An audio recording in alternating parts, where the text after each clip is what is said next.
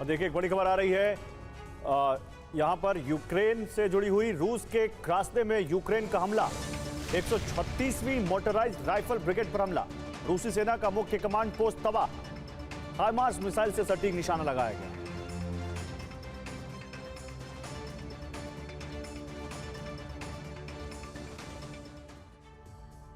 तो एक कूटनीतिक कहावत है, अगर शांति चाहते हो तो युद्ध की तैयारी करो। पश्चिम एशिया के रेगिस्तान में इस वक्त हालात इसी तरह के हैं। शांति की आड़ में महाविनाश की बिसात बिछाई जा रही है।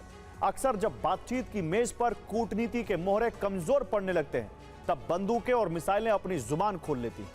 ईरान का यह नया आक्रामक रुख सिर्फ अमेरिकी ठिकानों पर हमला नहीं, बल्कि वॉशिंगटन की उस रणनीति को खुली चुनौती है। नीयत सच्ची हो तो पूरी कायनात आपके हक में खड़ी हो जाती है।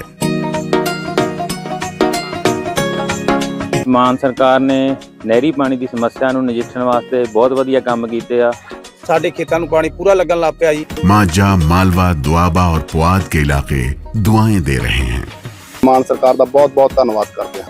ਇਸ ਜੂਨ ਜੁਲਾਈ ਜਦੋਂ ਝੋਨੇ ਦੀ ਫਸਲ ਹੋਊਗੀ, ਇਹ 85% ਤੇ पहुंच जाएंगे। जो केवल दबाव की भाषा समझती है, जब कूटनीति सिर्फ एक छलावा बन जाए तो बारूद का सुलगना तय। ईरान और अमेरिका दोनों के तेवर आक्रामक हैं, जो कभी भी युद्ध की चिंगारी भड़का सकते हैं। पहली वजह है हॉर्मुज़ में तनाव बढ़ा है, दूसरी वजह है ईरान ने जहाजों पर हमले किए हैं, तीसरी वजह है अमेरिका ने काउंटर अटैक किया है, चौथी वजह है ईरान ने अमेरिकी सैन्य ठिकानों को टारगेट किया है, और पांचवी वजह है हॉर्मुज़ बंद होने के संकेत मिलने लगे हैं। ईरान ने बहरीन पर हमला किया, ईरान ने कुवैत पर हमला किया, दोनों ही जगह अमेरिकी सैन्य ठिकानों को टारगेट किया। हमले में मिसाइल और ड्रोन का इस्तेमाल किया गया। ईरान ने काउंटर अटैक में अमेरिका के सैन्य ठिकानों को टारगेट किया है, जिसमें सबसे पहले बहरीन पर अटैक किया, जहां पहला target 5th naval fleet headquarter को बनाया, जिसकी ईरान से दूरी 200 किलोमीटर है, जहां मिसाइल पहुंचने में 2 मिनट से भी कम समय लगता है। इस हेडक्वार्टर में 8000 अमेरिकी सैनिक तैनात रहते हैं। ये कमांड एंड कंट्रोल इंफ्रास्ट्रक्चर का हिस्सा है। इसके अलावा पेट्रियट मिसाइल डिफेंस सिस्टम भी लगाया गया है, साथ ही गाइडेड मिसाइल डिस्ट्रॉयर लगाए गए हैं। ईरान ने सभी को टारगेट किया। इसके बाद दूसरे टारगेट शेख ईसा एयरबेस पर हमला किया गया, जो ईरान से 250 किलोमीटर दूर पड़ता है, जहां ईरान से मिसाइल 3 मिनट में पहुंची और कोहराम मचाया। इस जगह पर रॉयल बहरीनी एयरफोर्स का कमांड सेंटर भी है, जिसकी सुरक्षा में 2000 अमेरिकी और बहरीन के सैनिक तैनात रहते हैं। इसके अलावा F-16 फाइटर जेट्स, F-5 लड़ाकू विमान, P-8A पोसाइडन की भी तैनाती होती है। इन दोनों टारगेट पर ईरान ने हमला करके बड़ा नुकसान पहुंचाया। बहरीन ने आधिकारिक तौर पर पुष्टि की है, सुबह 2:50 पर और 5:35 पर 2 बार चेतावनी सायरन बजाए गए और नागरिकों को तुरंत नजदीकी सुरक्षित बंकरों में शरण लेने को कहा गया। आर्टिकल 1 जो युद्ध विराम से जुड़ा है। ईरान के विदेश मंत्रालय का कहना है कि अमेरिका ने सीरिक पर हमला कर तुरंत युद्ध विराम लागू रखने की पहली शर्त को तोड़ दिया है।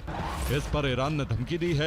क्लॉज 1 के उल्लंघन का मतलब है कि अब सभी राजनयिक और कूटनीतिक प्रक्रियाएं हमेशा के लिए रुक सकती हैं।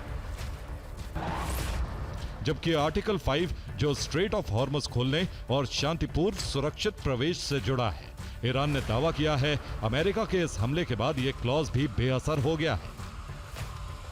ईरान ने धमकी दी, अमेरिकी हमले के बाद ईरान अमेरिका के साथ चल रही सभी टेक्निकल टॉक्स को पूरी तरह से रद्द करने पर विचार कर रहा है।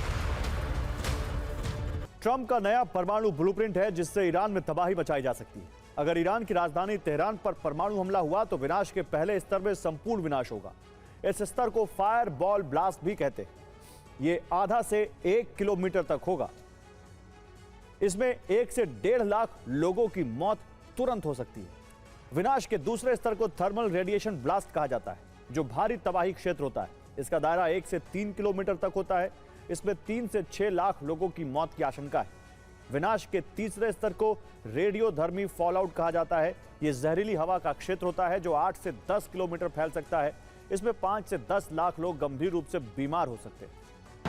ईरान के विदेश मंत्री अब्बास अराक्ची ने कहा है, हालात ऐसे नहीं हैं कि हॉर्मुज़ से फारस की खाड़ी तक पहुंचने वाले जहाजों को सुरक्षा की गारंटी दी जाए।